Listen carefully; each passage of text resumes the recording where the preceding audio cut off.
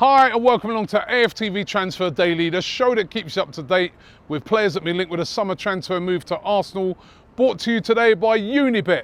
Do not forget, great articles in the description below if you want to check out some of those Unibet articles, especially the ones on transfers. The link is in the description below. Now, as you can see, we are not in Vegas now. We are now in Denver, Colorado, and it was really great earlier on. I was down at a little event that the Denver Gooners put on and talking to some of the Arsenal fans here in America, particularly ones from here in Denver, Colorado. Remember, Stan Kroenke, this is more or less his hometown. He owns the Colorado Rapids, the team we're going to be playing tomorrow. He owns the Denver Nuggets. You know, he owns a load of teams, but particularly here in Colorado. And I've done some interviews with some of those fans, and it's really, really interesting, some of the things they were saying. I'm not gonna reveal it. I want you to watch those videos. They're really, really insightful, really, really interesting on Stan Kroenke. Is Stan Kroenke gonna enable Arsenal to get some of these deals done that we need to do? Now, yesterday, when I was in Vegas, I said that we were on the verge of getting the Kieran Tierney deal done. I think I've said that about 3-4 times over the period of this transfer window. The talk today again is that Celtic have yet again rejected Arsenal's bid. Now, the bid that Arsenal have apparently put in this time is for the £25 million that Celtic want for Kieran Tierney. But as I said, the rumours is that Celtic have rejected that bid. Now, the reason apparently why they have rejected that bid is that they are unhappy with the instalments that Arsenal are trying to put in place. Arsenal are trying to put in place this sort of deal where they pay some money now, pay a little bit later on. Let me tell you, I'll give you an experiment. This is Arsenal at the moment. Right, so Arsenal are like, here, here's 20, and then we'll give you another 5 later. Listen, Celtic do not want to do that. Celtic want the money now. They want the money up front. The talk coming out of Scotland is that Celtic are saying they're not going to be bullied into this. They know that Tierney wants to go to Arsenal. They know that Arsenal desperately want Tierney, but they're not going to be bullied into this, and they want all the money up front. Will Arsenal just get this deal done? It is a source of so much frustration. Even over here with the US fans, just talking to them, they're saying the same thing. They're like, Robbie, if we can't get a deal done for £25 million, what type of a club is this? Is this a big club anymore? Kieran Tierney from Celtic, no disrespect. We're not talking about the Anton Griezmann deal here. £25 million, and the fans are getting so frustrated, you know. I was speaking to fans there, they want to be positive, but they just can't at the moment. So I still think this deal will end up getting done.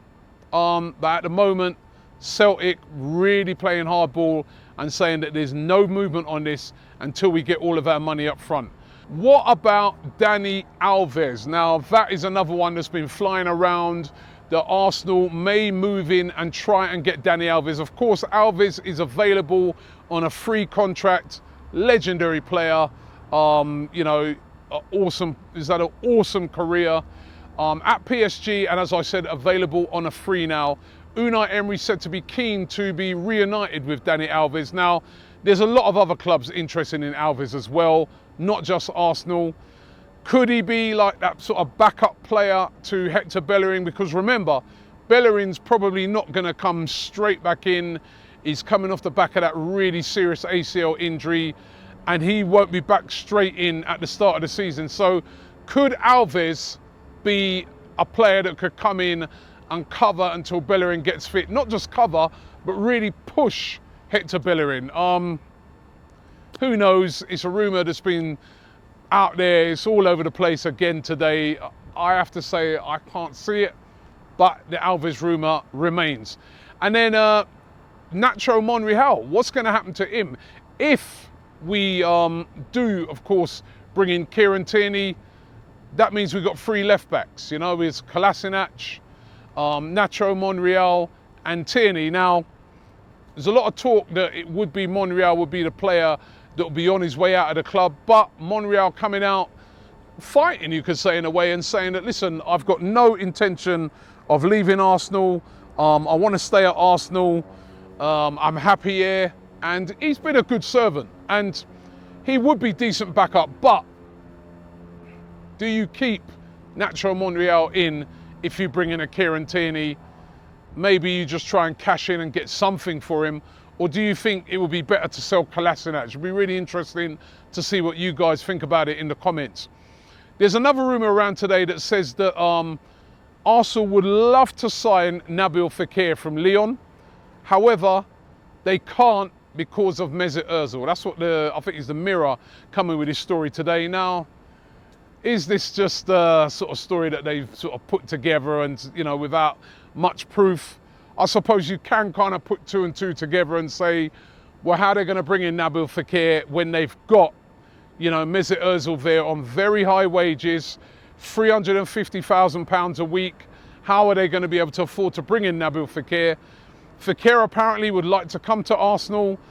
These, you know, the valuation on him at the moment, £30 million is, you know, definitely reasonable when you consider that last season he's been talked about for nearly 60 million for Liverpool. Remember, he famously failed at medical.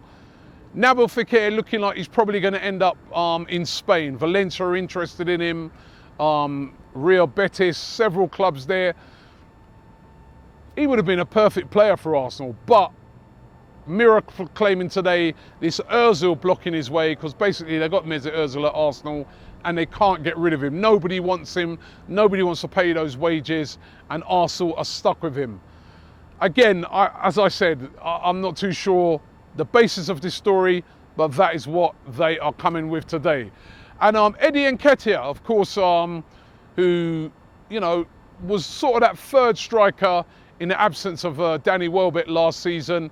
Well, there's a lot of talk today that he may go out on loan. Of course, he's over here, might figure in the game here in Colorado against the Colorado Rapids. But there's a lot of talk that he could be going on loan to a championship team. There's championship teams and Premier League teams interested in him and taking him for a season. One of those teams interested in taking him is Bristol City. Now, you may remember that Tammy Abrahams, the youngster from Chelsea, was on loan at Bristol City and done really, really well. Could be a good stomping ground for Eddie Nketiah. I definitely feel that there's a player in Eddie Nketiah and he can score a lot of goals. And maybe he deserves his chance at Arsenal. Maybe we deserve to keep him in still as a backup striker, but just give him more game time. But I don't know, it does look like he could be going out on loan. So those are the rumours, and I've got to say, the frustration around Arsenal at the moment. I mean, over here in the US, it's just the same. As I said earlier, I was with a load of Arsenal fans earlier, with Denver Gooners, with Arsenal fans from all over America. And all of them are saying how frustrated they are that Arsenal are not seemingly getting deals done. A guy was saying to me, why are new signings not here?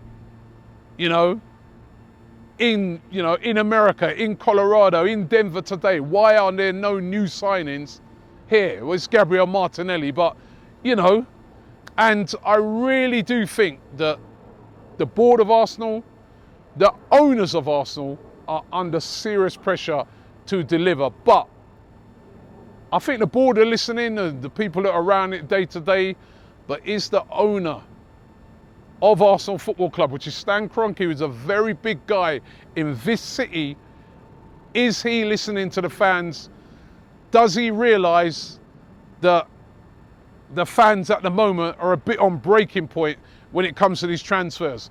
We may be all sort of panicking because there's still a while to go in the transfer window, but I feel that something really does need to happen, at least the Kieran Tierney one this week, to get the fans back on side.